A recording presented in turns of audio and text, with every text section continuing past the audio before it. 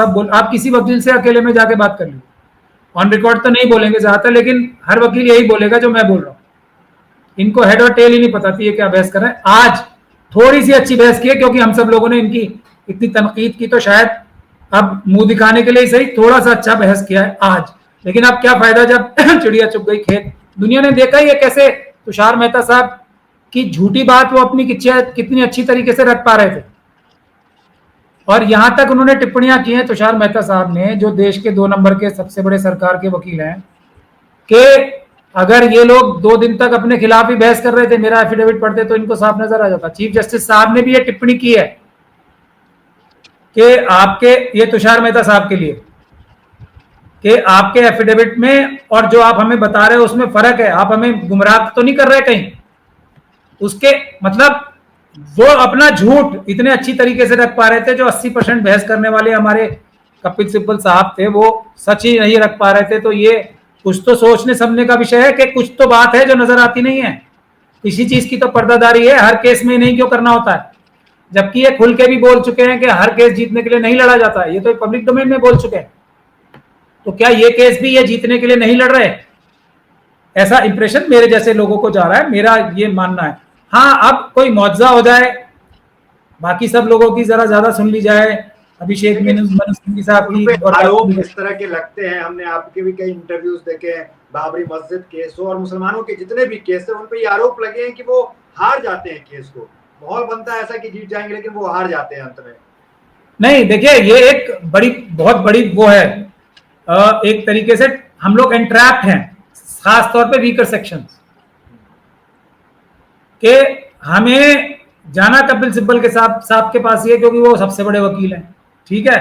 Subject के बारे में उन्हें कुछ पता हो या ना पता हो, से जाते हैं ना मुसलमान, तो ये उम्मीद से जाता है कि हम जाएंगे, हम वहां जीत जाएंगे। हम बाबरी मस्जिद को लेकर के उनके पास इसलिए गए कि हम वहां जीत जाएंगे। हम जो है जितने भी, चाहे वो 3 तलाक का मुद्दा हो, हम उनके पास गए कि हम जीत जाएंगे। चाहे वो वक्फ बोर्ड का मामला, हम उनके पास गए कि हम जीत जाएंगे, लेकिन हम जीतते नहीं है। तो मैं आपको भी लिस्ट गिरवाता हूँ, लिस्ट गिनिए आप। और हजरत अली का कॉल है, आजमाए हुए को आजमाना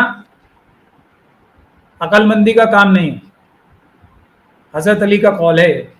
अब आप लिस्ट गिनिए, और ये हमारे ही नहीं, हर एक वीकर सेक्शन का केस इनका हिस्ट्री है लंबी, ऑलमोस्ट 100% केसेस ही हारते हैं। गिनिए, संजय दत्त, लालू प्रसाद यादव, उसी केस में मिश्रा जी एक चीफ मिनिस्टर थे, वो बरी, और लालू प्रसाद यादव जी का पॉलिटिकल करियर खत्म। यानी कि जो हमारे देश के ओबीसी लीडर्स में सबसे बड़े लीडर थे, जिन्होंने बिहार की जनता में, बिहार की मजलूम जनता में एक, जो वो कहते हैं ना, एक कॉन्फिडेंस, सर उठा के बात करने का दिया, उनकी पॉलिटिक्स खत्म। कौन वकील?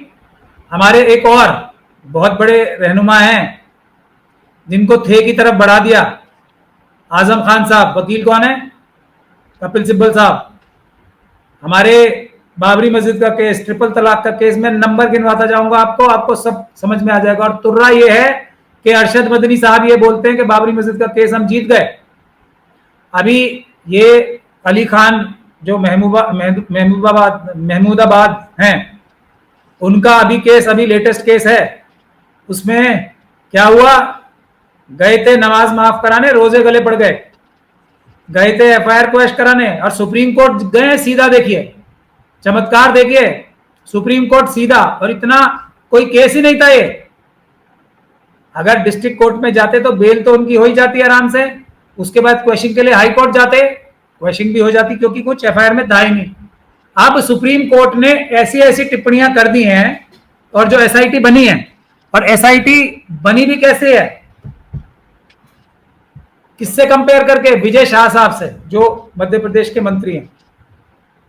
एसआईटी बनवा ली, और अब भी केस तो यही हो रहा है, बाहर जीत गए होंगे। मुझे तो ऐसा ही लगता है, सारे मुसलमान कह रहे होंगे अली खान जो महमूदाबाद है उनका केस जीत गए कपिल सिब्बल साहब। अब उनका अंजाम क्या होगा ये आने वाले वक्त में आपको पता लग जाएगा। अलीगढ़ मुस्लिम यूनिवर्सिटी का सब बोल रहे हैं केस जीत गए, अंजाम क्या होगा आपको पता लग जाएगा। अभी वो केस जीते अलीगढ़ मुस्लिम यूनिवर्सिटी का। तो अब बात यही है ना कि हम जैसे लोगों की जिम्मेदारी हम तो पूरी कर रहे हैं, अब मजबूरी में, वरना मेरे कपिल सिब्बल साहब से बहुत अच्छे ताल्लुकात थे। एक बार मैंने इनके इलेक्शन में भी जिताने के लिए बहुत काम किया है, जो ये चांदनी चौक से इलेक्शन लड़े थे वगैरह वगैरह। मैं लेकिन सच ना बोलूं, ऐसा मेरे साथ तो नहीं हो सकता। और सुनिए, इनको सबने मिलके प्रेसिडेंट बनवाया सुप्रीम कोर्ट बार एसोसिएशन का, पिछली बार जब ये जीते थे। सब ने, मैंने तक ने। हालांकि तब तक तो मैं इनके बारे में असलियत बयान करने लगा था। हमने कहा फिर भी चलो कुछ तो बेहतर करेंगे, इतनी बड़ी जिम्मेदारी है। चंद्रचूड़ साहब की शान में उर्दू और हिंदी मिलाकर कविता पढ़ रहे थे जब वो रिटायर हुए।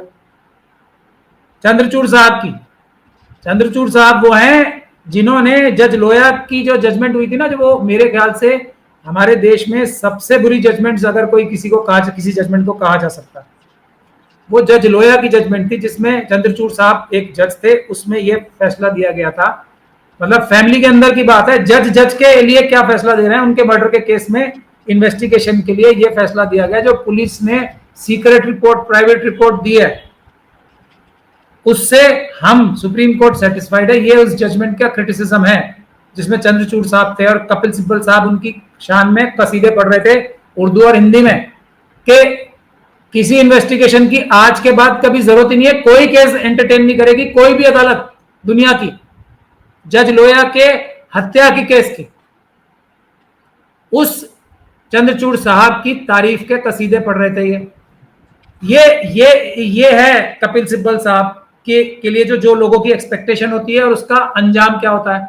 शोभा गुप्ता जी हैं, एक सीनियर एग्जीक्यूटिव मेंबर थी जो इन्हीं की उसमें थी। उन्होंने ये कहा कि इन्होंने पूरे साल में एक भी जनरल बॉडी नहीं बुलाई। अपने मोदी जी की हम क्यों क्रिटिसिज्म करते हैं कि वो आरएसएस के मेंबर हैं और वो किसी और की सुनते ही नहीं, अपने अलावा पार्लियामेंट की भी नहीं सुनते, लीडर ऑफ द ऑपोजिशन की नहीं सुनते, पार्लियामेंट में अपने मंत्रियों की भी नहीं सुनते, सब खुद करते हैं। और कपिल सिब्बल साहब जो चैंपियन है, मतलब हमारे देश के ऑपोजिशन के चैंपियन है वो, ठीक है, वो अपने जिसमें सब लोग उन्हें बिना किसी मेहनत के खुद जिता के भेजते हैं। इस देखिए वक्फ के लिए आजादी के बाद से तो मैं गारंटी ले सकता हूं, आजादी से पहले भी शायद यही हालात रहे होंगे। जीत का तो सवाल ही नहीं है, जीत का तो सवाल ही नहीं है, हार ही हार है। उसकी वजह है जो अलग अलग गवर्नमेंट्स आई और हमारे जितने भी मजहबी रहनुमा, पॉलिटिकल रहनुमा और वक्फ बोर्ड के मेंबरान जो रहे, सबने चोरी की, दिल खोल के चोरी की। पुराने वाले कानून में चोरी कर सकते थे, इस वाले कानून में होलसेल में डकैती और लूट मार कर सकते हैं, ये फर्क है बस। तो जीत का सवाल तो उठेगा जब आवाम बेदार होगी और अपने रहनुमाओं के ऊपर और सरकारों के ऊपर नकेल डालेगी, जो उनका कानूनी और संवैधानिक अधिकार है वो अगर उसको इंप्लीमेंट करना चाहेंगे तभी फायदा होगा। अब मैं पूरी जिम्मेदारी के साथ ये बात कह रहा हूं, मेरा इस देश में वक्फ की प्रॉपर्टी छुड़ाने में मैं टॉप पे नहीं तो टॉप 5 में आता हूँ, जिसने गैर कानूनी कब्जे छुड़वाए ज्यादातर पैसों के मयार पे। वक्फ बोर्ड की जमीनें या फिर उनकी जो भी संपत्ति आपने छुड़वाया कब्जे वाले, मतलब सबसे ज्यादा नहीं तो कम से कम पहले 5 व्यक्तियों में से तो आता हूँ जो छुड़वाने वालों में से होऊंगा, ठीक। तो थोड़ा बहुत तो एक्सपीरियंस मेरा भी है। 2013 का एक्ट में अच्छे प्रावधान डालने का एक कंट्रीब्यूशन मेरा भी है। मौलाना वली रहमानी ने मुझे पर्सनल लॉ बोर्ड में मेंबर ही इसीलिए रखा था क्योंकि उन्होंने मुझे इसमें मदद दी थी और मैंने 2 रातों में सारा प्रावधान बना के दिए थे। चलिए, तो थोड़ी बहुत जानकारी तो मुझे भी होनी चाहिए। तो उस हिसाब से मैं ये बता रहा हूं कि अगर जनता बेदार नहीं होगी, भले ही हम इस केस में स्टे ना मिले या आधा अधूरा स्टे भी मिले, अगर पूरा स्टे नहीं मिला तो डकैती खुलेआम होलसेल में उसके दरवाजे खुल जाएंगे।